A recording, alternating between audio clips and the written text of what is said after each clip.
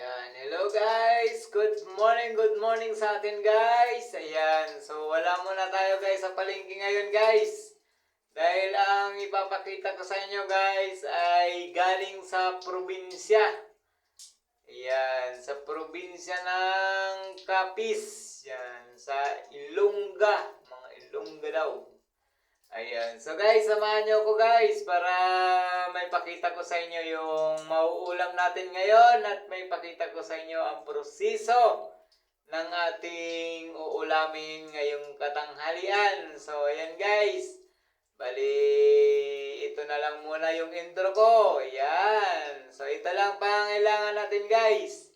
Dahil ang gagawin ko dito guys ay napakasimple lang. Yan yung sariwang dinaing guys na tilapia na dati ang alam ko pang prito lang.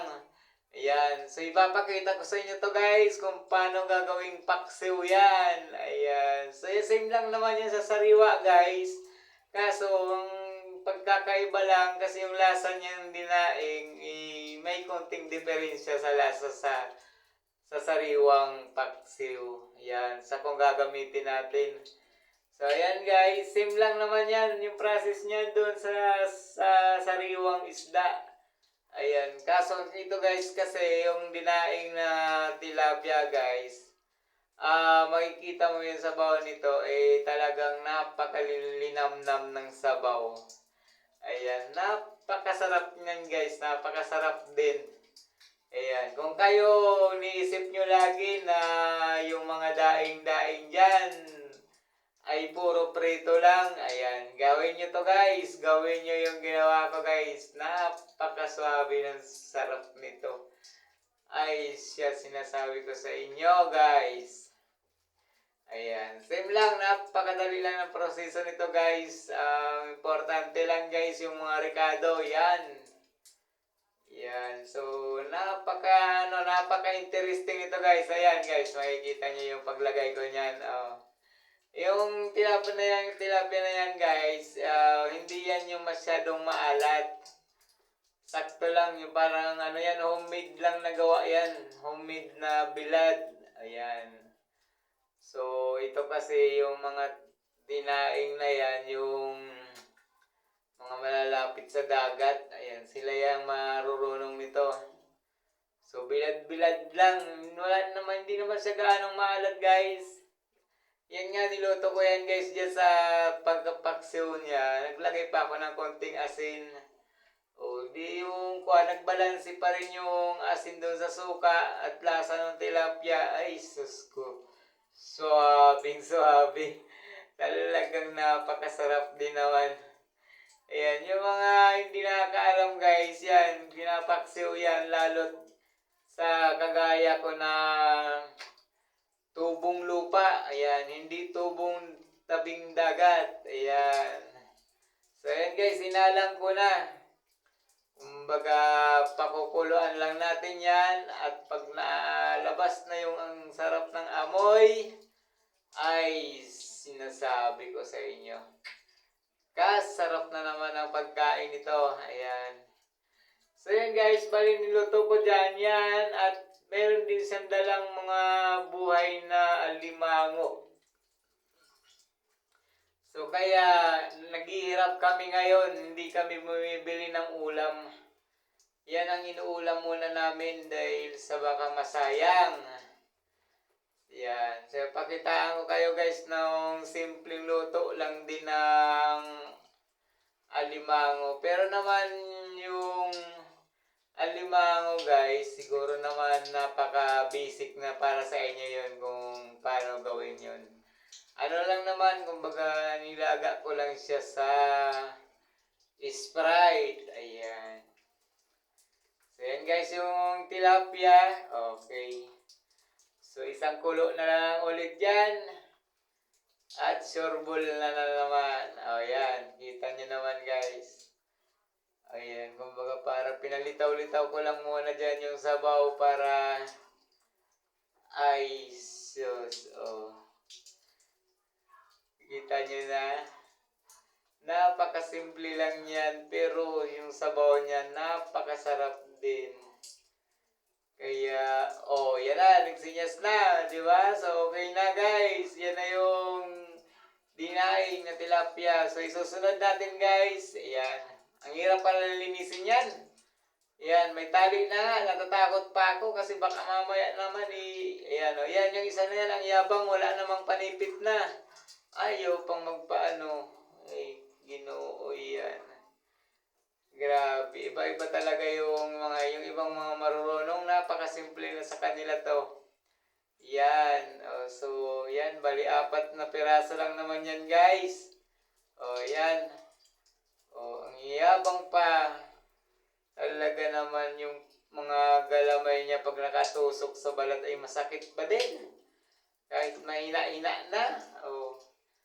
So ayan, binudburan ko yan guys ng powder nung paminta. Nalagyan ko yung paminta nung isa dyan sa mata. Natakot nga ako. Sabi ko baka mamatay. Kaya binuhusan ko na muna ng Sprite. Para mawala yung puwing niya sa mata. Di ba? Tuwang-tuwa sila eh. Sabi nila sa tagal daw ng buhay nila, ngayon lang sila nakatikim ng Sprite. Kung di pa napuwing yung isa, di pa malalagyan ng Sprite. Ay, Ginoo Maria. Napakalaking kalokohan. So, ayan guys. Bali, Sprite lang. Isang Sprite lang nilagay ko dyan. At pinakuluan ko ay siya, sinasabi ko sa inyo guys, ay siya napaka-sureball ng pagkakaano. Kasi, nung yung lasa guys, nung parang pinakalaman niya, matamis-tamis guys dahil dun sa Sprite. Tapos nilagyan ko pa siya ng paminta. Sarap talaga. Ayan, kaya guys, pinakita ko to sa inyo guys. Hindi naman to sa binili namin kasi ang presyohan kasi nito dito talaga naman ay talagang napakaginto. So pinakita ko lang sa inyo guys to, kung sakali man may optional kayo na sobra-sobra sa bulsa, di pwede na yun naman gawin to. Ayan, ganyan lang guys. Yan, so hinain ko na para naman makachibog na kami. So ayan guys, di ba? Ayan, kita nyo naman guys, wala kaming ganang kumain yan dyan. Sa totoo lang, yung kanin kaming dalawa lang nakaubos. Ay grabe, samantalang dati may mga tira-tira pa yun. Pero ngayon, ay siya, talagang dun sa paksiw eh. Dun sa paksiw. Yung paksiw may salarin kaya naubos yung kanin. Masarap yung paksiw na daing. Nakatuwa naman. So yun guys, yung importante dun yung paksiw nating tilapia. Kasi yun naman ay afford natin. Pero itong alimango naman, nakakain lang kami niyan kapag may nauwi sa probinsya at nakakabitbit ng kahit paano, yung pang ulam-ulam. Ayan, so dyan lang kami nakakain. Kaya pagka may dala silang malalaking prawn o kaya yung mga hipon, ay papakitaan ko rin kayo kung paano gawin na yung salted shrimp. Ayan, ipapakita ko sa inyo kung paano gawin yon, salted shrimp. Yan, mga pang-restaurant na kasi yun eh. Kaya ito, pang-bahay lang yan. Kaya, pasensya na kayo kasi ipapakita ko ngayon medyo may nakahalong may presyo. Kaya, ayan. So, sinama ko na lang sa video para just in case naman, may magka-idea kayo para naman matimusan nyo itong mga kinakain natin ngayon. Ayan. So, yun guys, yung importante doon yung paksiw na daing. Gaya nung dati guys, i-share natin yon sa mga gustong matuto sa buhay. Ayan. Yun yung lutong yun, i-afford naman natin sa bulsa. Kaya yun yung pinakita ko. So, yan guys, bali, yan ang importante sa akin guys ay yung may parating natin to doon sa mga gustong matuto sa buhay. At yung namumroblema mag-isip sa mauulam sa katanghalian. So yung daing na yon ay napaka-recommended sa atin, napaka-sustansya ng sabaw nun.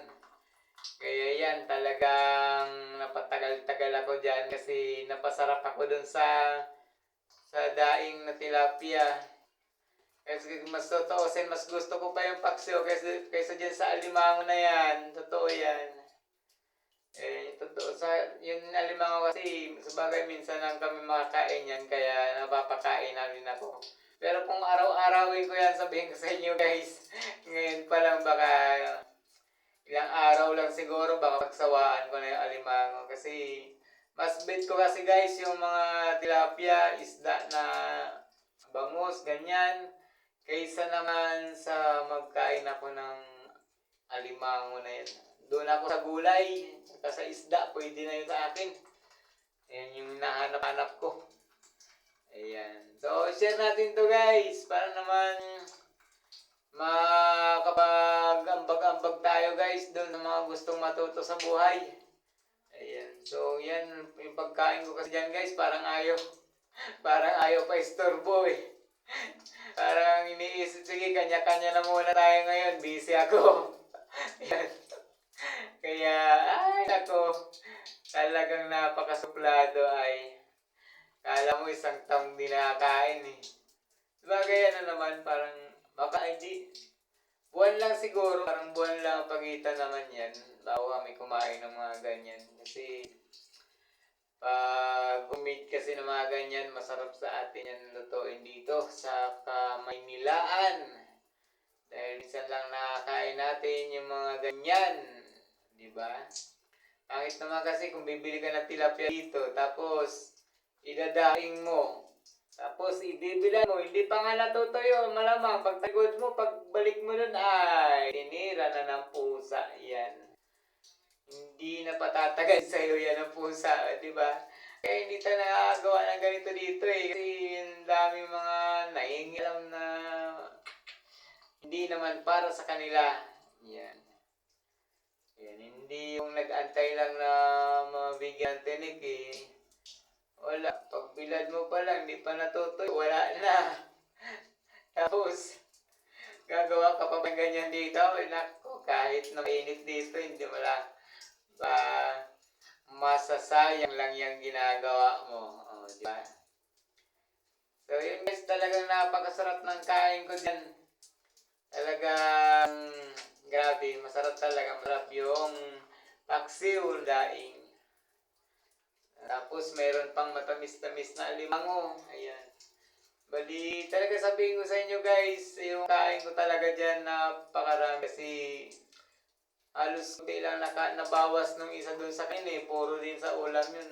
Kaya ako parang sinusulit ko kasi talaga yung ulam. Tapos ay siya. Naubos namin yung 3 taka. Ang dami nun. Grabe. Kaya, ayan. Pasalamat na tayo sa Diyos at ganyan, may nakakain tayo ng ganito. So, yun guys. Yun lang, pakiusap ko na lang sa inyo. Yung kahit na sa share man lang, napapaba nyo na yung aking puso dyan. Isipin nyo na lang, naging ehemplo tayo, kahit ginamit tayo ng kamay ng Diyos para iparating natin to doon sa mga taong yan, may mga gustong matutunan sa buhay. Kaya, ayan guys, napakasimple lang, napaka-basic, kayang-kaya nilang gawin yan. Yan naman pinapakita ko sa inyo guys ay napaka-budget meal yan. Yan. Pero yung alimango guys, huwag nyo nang anuin kasi alam nyo na yung nakaka-afford nyan, yung mga may laman ang bulsa. Tapos yung para sa atin, doon tayo sa paksiw-paksiw. Kung nagkataon na marami-rami sana yung alimango, papakitaan ko sana yun ng mga iba't putahe nun eh. Kaso, limit lang yung dalang buhay. Tsaka, hindi rin pwedeng patagalin yun na walang nakain. Kaya lahat, ini-steam ko na lahat para tumagal ang buhay. Nilalagay ko na lang sa ref para kahit pa paano hindi siya masisira doon sa ref. Tapos kung halimbawa gusto ko magluto maulam, tapos yun na kong isahog, may sasahog na. At least di na ako nag-iisip ng pambili at iisip ng yung mag-iisip ka pa ba nung bibilhan. So meron naman yan doon sa palengke, kaso talagang ang hirap niya bilhin kasi nga talaga grabe naman ang presyo sa palengke. Ilalako nga, halos ilang peraso lang, nasa 500 na. Ginoon yan. Tapos, bibilin mo ngayon yan sa palengke. Naglalako, mahal na yun eh. Sa palengke, mas lalong mahal yun kasi may pwesto silang binabayan. Diba? Kita mo na guys, tuloy-tuloy ang kain yan. Ako. Walang pansinan. At kala mo isang taon na hindi nakapaglaon. Kaya napaka-busy niya sa pagkain na yan na hindi maubos-ubos. Kala mo walang katapusan. Ayan. So in fairness naman, thank you Lord. Kahit pa paano sa hirap ng buhay, ay nakakakain pa rin ng ganyan. Diba? Kasi ang daming naghahangad na mga kain yan dito sa Maynila. Ay nako, ang hirap lang talaga bilhin dahil talagang napakamahal. Kaya yan, pagka may nauwi sa probinsya sa kanila, kaya ito paano, yung dala-dala, nakakatipid kami dito. At nakakain namin yung hindi namin nabibili dito. Kasi yung isa, yan, malapit sa dagat. Ako naman, nasa kalupaan. Baga hindi naman sa kabundukan. Malapit lang din naman siguro sa kabundukan. Pero nakakain namin doon, puro gulay. Puro gulay na may laging halong sili. Diba? Ganyan kagalit. Kagalit sa amin yung pagkain. Ayan guys, sa wakas guys, nakain din lahat. So ayan guys, so tingnan nyo naman guys, yung kalat namin dyan. Yung kanin, walay, may tira pang alimango.